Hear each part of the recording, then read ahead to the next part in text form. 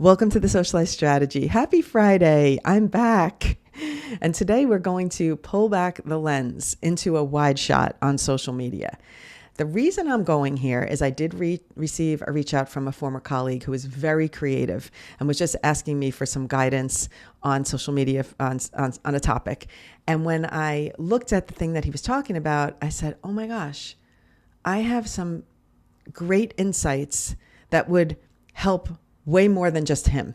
So I decided, I even said to him, I'm going to record a podcast that's going to address all these things and really explain it, because I think that there's a disconnect for a lot of people, no matter what industry they're in. So you assume people in production are going to be able to figure out social media really quickly. That's not always the case, because it's a very different thing to create content that is client driven with a specific marketing purpose. And then suddenly, oh, now you're sharing content about the company themselves. So picture like a company that creates content now has to promote themselves on social media. So they know how to create content, but they don't necessarily know what works on social media because they're not in that social first mindset. So this episode, it's going to be helpful for the following groups of people. I'm going to just state this up front, and it might be helpful to anybody that's listening just because it's going to cover a lot of topics about social media. But if you are someone who's been watching social media and has finally decided I'm going to jump in, but I'm not really sure where to start, or you're a business and you need to be present on social media, but you don't know what that even means. You're a person, maybe all the employees are scrolling on social media, but they can't figure out how to get their business model in a social first presentation mindset. So that's what I'm going to talk about today. And I'm going to break it down with a lot of details. So if you know anybody that needs this, I just think this is going to be a valuable episode, because I realize that as a social first person who understands social media really well, I find that there is a lot of disconnect with people in even my own industry who understand how to make videos for commercials and TV and whatnot. And they're just not connecting the dots to what's the difference between that and this, Instagram, TikTok, YouTube Shorts. What is the difference? So I'm going to break it down. Here we go. I'm excited. And the newsletter is not even written yet. I'm actually going to speak this and then turn it into the newsletter, which is the backwards of what I usually do. All right. So when you're a business or a company and you need to go and be present on social media suddenly, I think the first step is to think about, what is the goal? What is your point for doing it? Is it to get more clients? In a lot of cases, the answer is no. Is it to highlight your expertise? Probably yes. I mean, sometimes you might be wanting to get more clients. Ultimately, you might get clients anyway, because when I started showing up on social media, I wasn't sharing like, here's what I do, talking about my directing job. I still don't. And yet I am getting work from people for that role. I am getting directing work because of what I am putting out on social media myself. But it's not a direct sales, like I'm going to make videos and promote that I'm a director and hire me. No. Okay. So that's the first thing. So understanding if you're going to highlight your expertise, if you're going to share your business offers, like you want to promote, maybe soft promote, like share what your business does without saying hire us. If you are actually wanting to promote to get people to hire you, or if you just want to be visible and show that you know how to navigate social media. So there's no set goal to connect A to B with B being a sale or something, or a client, a securing of a client. All right. So you can have different reasons for showing up on social media. And a lot of businesses just need to be present. They're not using it to get business to business work directly. They're not. A lot of them just need to show that they know what they're doing. And so that way, look, if you're in a certain industry and then you have social media savvy, that adds credibility and value to you as a business owner. Even if it's not directly to make a sale, it adds value, it gives you credibility. Okay, so that's important information, because I just think a lot of people will think, oh, I have to go on social media to get clients. Okay, maybe that'll happen. But if that's how you start, if that's how you approach it, your social media is going to be like a sales reel or a sizzle reel that's constantly feeding people like, here's what I hired me, here's what, and that's going to sound, I don't think it's going to be desperate. That's a bad word, but it's going to give a non-social vibe to your content. You get it? So I'm going to explain what that even means as we move forward. But let's just talk. You're an organization. You need to start creating content. The kind of work that's been on your page before is mostly static posts with like your wins. You're like, oh, we just did work for this client. Or maybe it's one of those carousel posts where it's like, we just designed this and here, here's the event or whatever. And it's a lot of times mostly static posts I see on those types of accounts. So we're going to change that, and I'm going to explain how to change that. But in order to do that, you have to decide as an organization who's doing it. Is someone going to be the face of it? Who in your organization wants to be in the content? Because you're going to have people that are like, every time the camera comes near them, they're going to put their hand up. So you've got to give people their space, and you can't think that everyone in your organization is suddenly going to want to be social media famous. And I did meet with a private client who was struggling with this. She said, oh, I brought these people in and now they don't want to be on my social media reels. And I was like, yeah, well, when they're being hired for a certain job, I'm not going to say what in that case, but they're being hired to do something else. They weren't being hired to be on camera. So of course, that's going to be a bit of a challenge. So you need to decide who in your organization wants in. What are the different personalities you're working with? Even if someone says, yeah, they're not going to always be great on camera. So you've got to assess and who's the lead person, who's taking the reins on it, and then who's going to be the support characters. It's almost like a cast of characters. So if a company is used to production, this is going to seem very familiar to them, that they have to figure out who they're casting for what roles, who's going to be good at lip sync videos, who's going to want to do the goofy stuff, who's going to be like the fall guy for the jokes, the brunt of the jokes. You've got to assess it amongst yourselves, and have an upfront meeting with your people about it. Because it's not fair to think that everyone who works for you or works in your organization or your department is going to want to embrace it. And that will be an uphill struggle that you don't want to deal with. And it's also not right to force someone into content when they don't want to do it. So that's something to assess. And then when it comes to businesses, you've got to figure out what is the proprietary problem. Are you allowed to show things? And I have to use myself as an example. A lot of times I'm doing shoots and I can't show what I'm shooting or who I'm shooting or what brand I'm shooting for, but I like to show behind the scenes of my work. So I've got to be a little bit creative about what I'm showing and how much I'm saying and how much I'm revealing and maybe who's in the background that doesn't want to be in the shots. So you've got to think about the proprietary thing. That's going to make a difference in what you are able to put out in terms of content. It is. You have to think about it. And you really have to be careful about it, because that could get you in trouble. And you don't want to have anything where someone's asking you, can you take that down? And I'm going to tell you, I have to share personal things, because I feel that a lot of why I have learned what I learned is from my own mistakes, my own trial and error on things. And I did film with someone once, and it was a famous football player. And I was asked to take, and I didn't film anything about what we were doing, but I made a little video with him, and I thought it was so awesome. And one of the people called me and said, can you please take that video down? Well, it was going viral. So that was the other thing. So it was like picking up some traction because it was a famous football player. And I'm like, oh God. So I had to make the video private. And I almost, I messed up, because I presumed, as long as I wasn't talking about what the subject that we were shooting about, like, what's the big deal? I'm just doing a little fun video with the player. So I learned a lesson then, which is fine. We learn lessons every day, whatever. And I usually ask people, do you mind being in the content? And I even said, like, he obviously knew I was shooting. I was, can we make a TikTok? So he knew that what we were doing. It wasn't like I did it secretively. As a matter of fact, I was completely transparent. I think what happened is they didn't quite realize how much traction it would pick up. And maybe they didn't know. They definitely knew I had a lot of followers. So listen, I was as transparent as I could be. I even had TikTok open and the music was playing, and I don't know. So somewhere along the way, there was a disconnect. And so it did happen to me, even though I asked permission. So you've got to know that there's things that might happen that might be like, whoops, guess we'll take that down. Okay, that's a fact. It's going to happen. But what you need to do is assess who is willing and how you're doing it and what you're going to show. And let's just talk about some of the things that are not social media friendly. For example, because I have to say the things like a company might think, oh, everybody wants to see the work that we do. So we're going to show, I'm going to make it up. We're a graphic design company. We made graphics for this event. I'm really making it up now. We made graphics for this event. So we want to show it. So first you want to make sure, are you allowed to show the graphics of the event? Is it happening?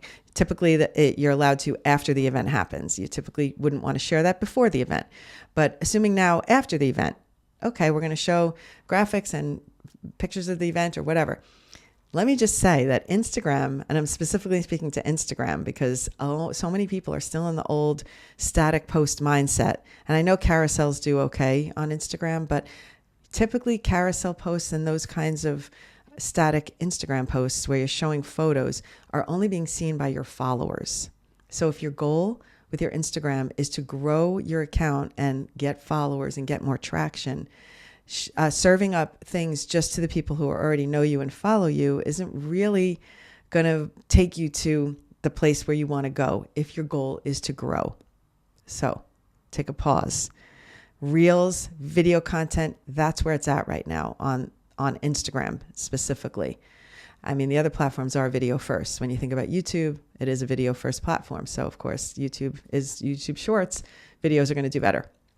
When you go to TikTok, we have the carousel option.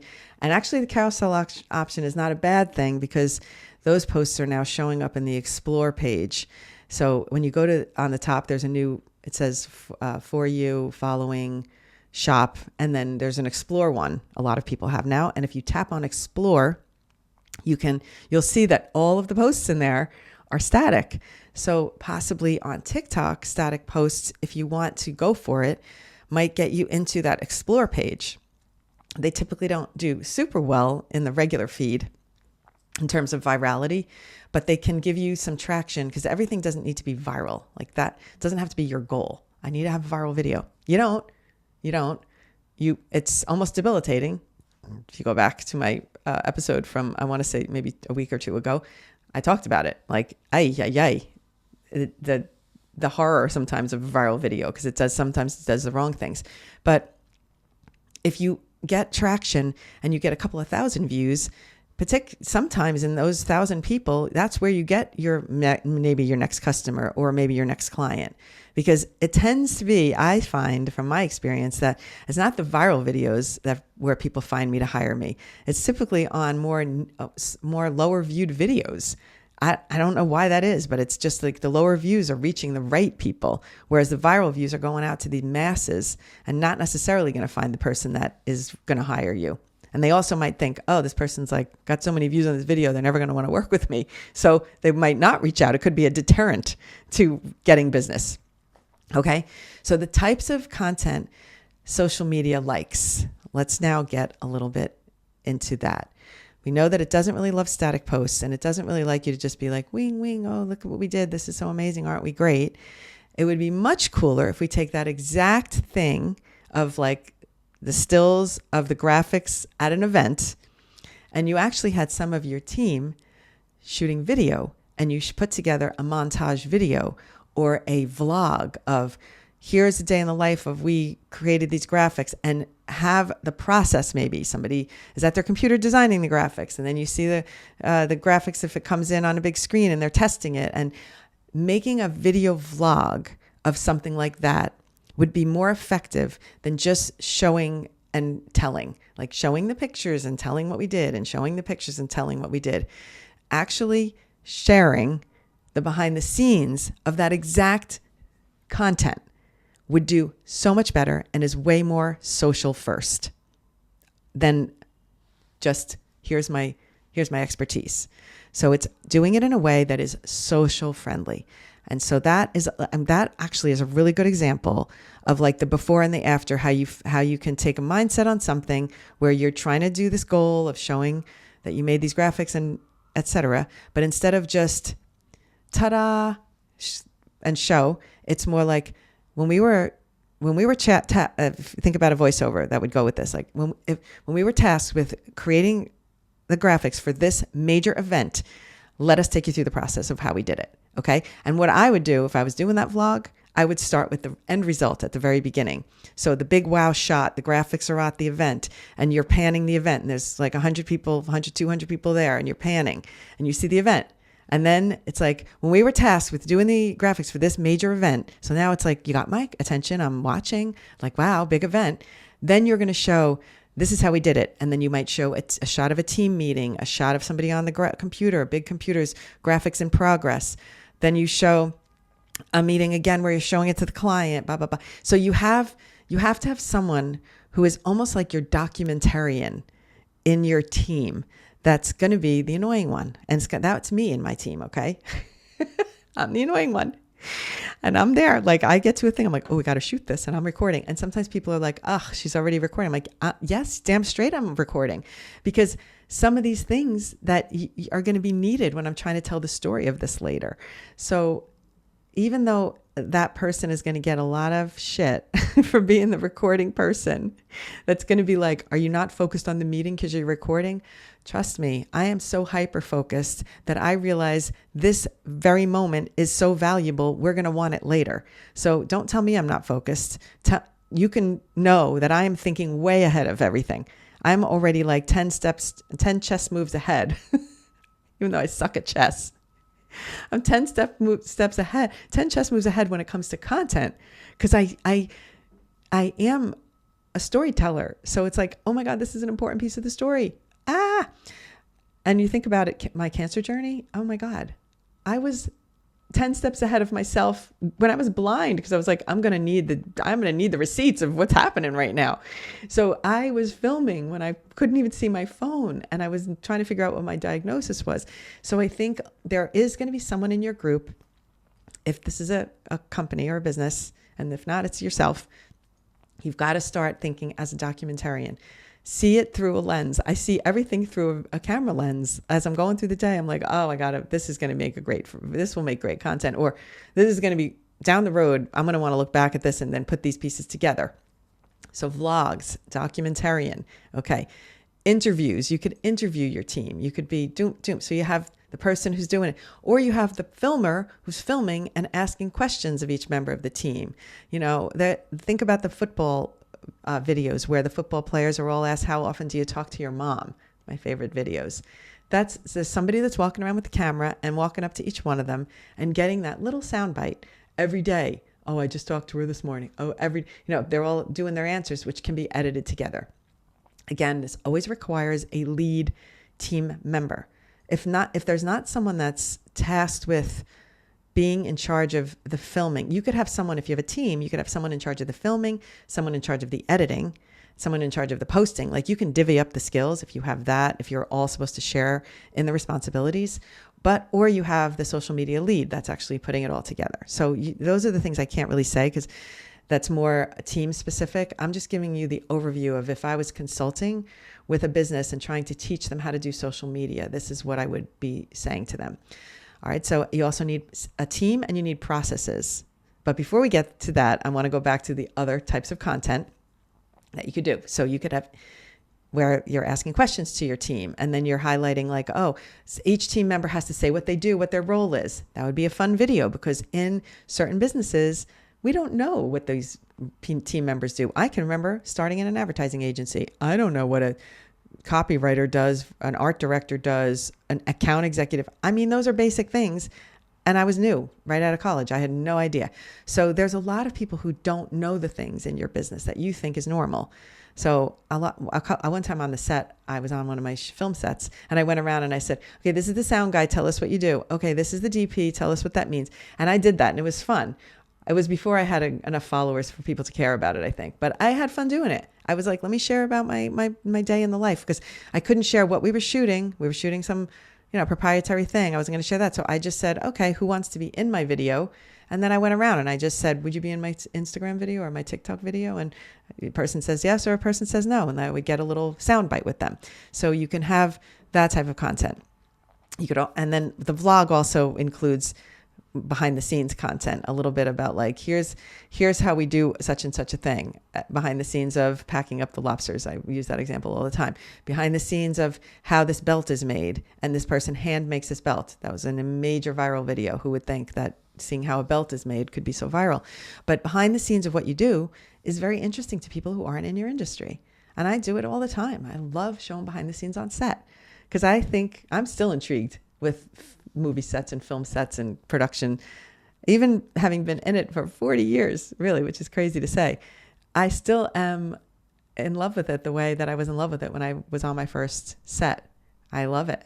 I just get energized by being there. I'm never over it. Even when I have clients that are difficult, I'm like, okay, we've been here before. You know what I mean? It's like, if you love something, you're just able to share it. Okay, so behind the scenes. And then the other segment that I'm going to say, I almost want to push this to the top. And the reason I'll push it to the top is for people who are new and businesses who are new in social media. This is the first thing that will get you in the social media mindset. And that is, you got to do trends. You got to embrace it, because you don't look like you know social media if you don't know how to do the trends. And what the hell does that mean, Helen? Because a lot of people don't even know what that means. And I want to break it down, because I think we all need to understand what a trend is. And it's not like high heel shoes are trending, or spiked heels are trending, or baggy jeans, or God forbid, skinny jeans are trending, right? It's not like that. Those are trends. Those are fashion trends. Those are, visual trends, if you will. But trends on social media are when you see a video where the audio is, no one's going to know. How will they know? I'm not going to tell them. You're not going to tell them, whatever that sound is. So the no one's going to know sound. It was trending. A lot of people were taking that audio, and then doing the lip sync. No one's going to know. How will they know? I don't know. How are they going to know? I'm not going to tell them. How would they know? Lip sync. And then on the top of the screen, they're writing text. What is it that no one's going to know? That I'm sneaking another chocolate. I'm making something up. That I hid the cookies. I think I did it. That I hid a package of Oreos from my family in a place where they'd never find it, because I wanted to know that whenever I felt like having an Oreo, there would be one in the house. Because if I put them in the regular place, they're gone before I even get one. So that was before I was doing tutorials. So now if I'm doing that same trend, and it's like, I want to highlight my business now, which is teaching social media and helping people with their accounts, I might do something like, no one's going to know. How will they know? And I would be scrolling and picking an old video that I'm reposting to my page. Like, no one's going to know it's an old video. I'm reposting it. I'm going to share the same lesson again. That would be a way that would make sense for me to share that trend. Something that, or like a light that I have, and it's like, my videos look better because of this light, and this light is massive. So then I turn my camera around, and I'm like, no one's going to know. How will they know that I have this fabulous light lighting my room, for example? So this is what you have to do as a business. Think of what's a funny thing. You're going to have somebody who's funny on your team. There's always one who's funnier, or like that little creative juice flows in them. That's who you lean on to come up with what are the texts that goes on screen for these trends. And doing the trends, like when I did the you will be popular, it was a major Wicked thing. And by the way, you don't have to lip sync. So if you have nobody on the team that wants to lip sync, you don't need to lip sync. They could just be pointing, they could be pointing to 3 buckets of text. You could you could have a team meeting and 3 things of text pops on with a you will be, and your announcement comes on the last one. So everyone was using that sound, that trend, I love the word, to highlight a surprise in their business. And I used it to announce that I had launched a paid community.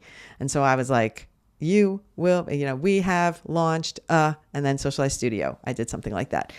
That's the way, or I do creator coaching or whatever it was I did. So you take the text of the thing you're trying to announce. So it's your team, it's your work, but you're taking a trend and you're using it to make the creative fit your company, your brand.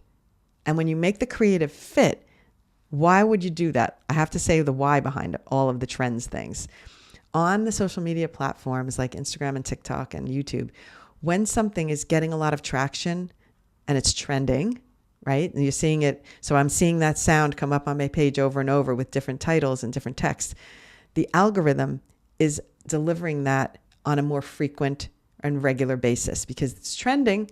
So the algorithm is sending out that sound. And when they send out that sound, they're sending out videos with that sound, and your video could show up in that. So you would, because it's trending, it's sending out more videos on that sound. And when it's sending out more videos on that sound, you have more views and more potential views if someone likes and resonates with whatever it is you put on the screen. So that's one example. That's two examples actually of trends and how to use them. You look at what the trend is, and then you figure out how you're going to relate your business to it. And there's other trends that are completely not audio based, but they are still trending. So let's tackle an example like that. If there was an example like, what was it? We're nurses. We always check the patients ask the patients for what they are allergic to before we intake them. We're nurses. Of course, we like to make videos so it's like, or somebody would do another one like, we're content creators. Of course, we're going to work late until the middle of the night, da, da, da. So it's like, it was this thing of like, people were saying the things about themselves, like we're such and such. Of course, we're going to do this. And it was like making fun of themselves, the funny things that you do in your industry. So I'm a TikTok teacher. Of course, I'm going to have a stylist with me wherever I am. That was a perfect one. But that's what it is. It's like your brain will have a hard time when you're new at this. It's hard for the brain to think of the things because you see everyone else is so creative. Why can't I be that creative? And good news, when you're in the creative industry, you have an edge on this. So if it's like an agency or an ad agency or a production company, they're already creative. So you've got to have someone in there that probably can figure this out. But it's for businesses that aren't, you will find that there's someone creative in your business. When I meet people in finance, there's always one funny one or one who's like, the Mr. Personality or whatever. You will find it. You just have to figure out what the roles are, and slowly you'll find the people who are good for those roles within your organization. So the reason to do more trends is to give yourself an advantage on visibility and get yourself into the algorithm and get yourself served out there. And it also makes you look social first savvy. It's going to make your viewer go, oh, they know social media. There's a credit union that I follow. Hello, Sharefax. Anyway, they're on every trend. They know how to do those trends, and they have the characters in the office. They hop on everyone, and it's just entertaining as hell. So they look like they know what they're doing. When I look at that account, I'm like, yeah, they know social media.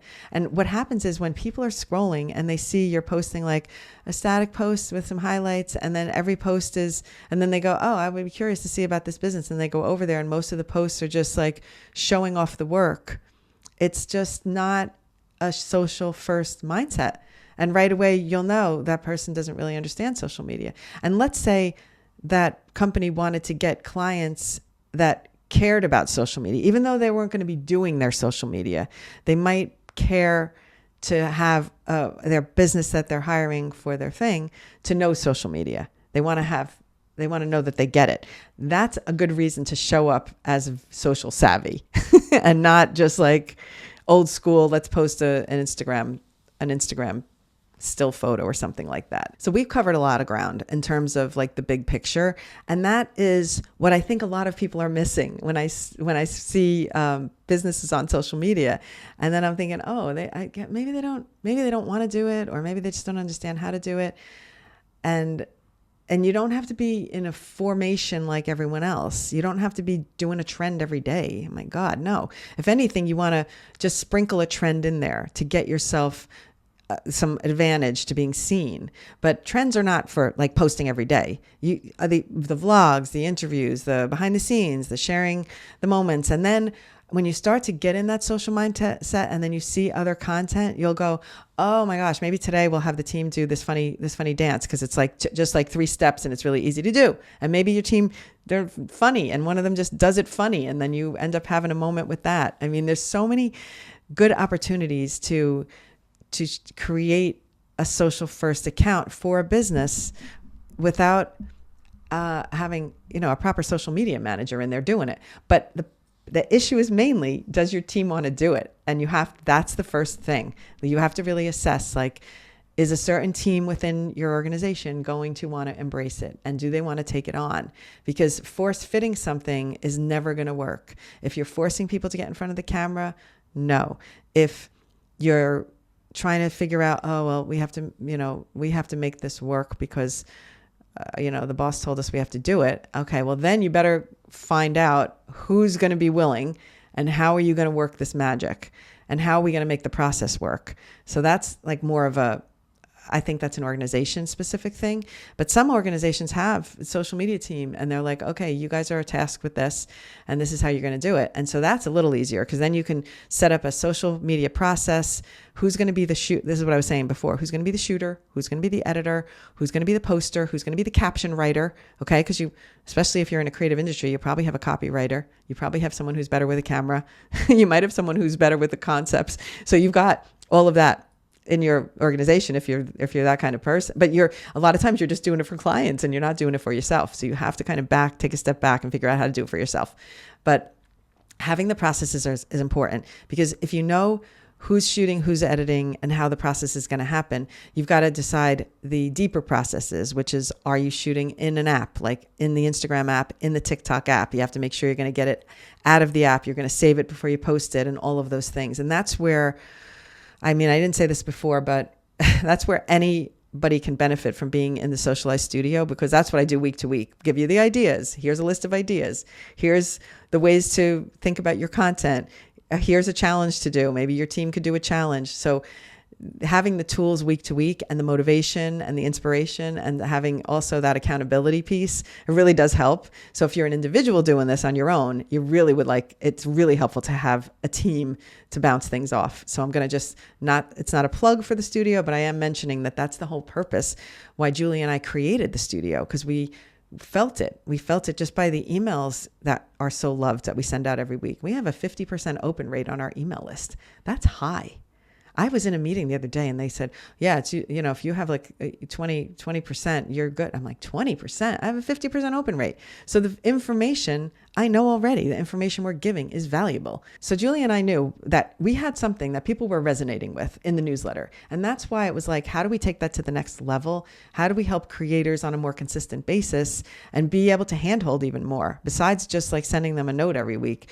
Well, I'm giving challenges. We're having accountability so you can post and get some feedback on your content. We're having weekly meetings, and that's really good because the weekly meetings are where we hash out things. I'll teach a live editing lesson, and that is great because I'm getting the feedback right in the moment. If somebody has a question about a certain step that I'm doing and they missed it, I can say, oh no, it was right over here.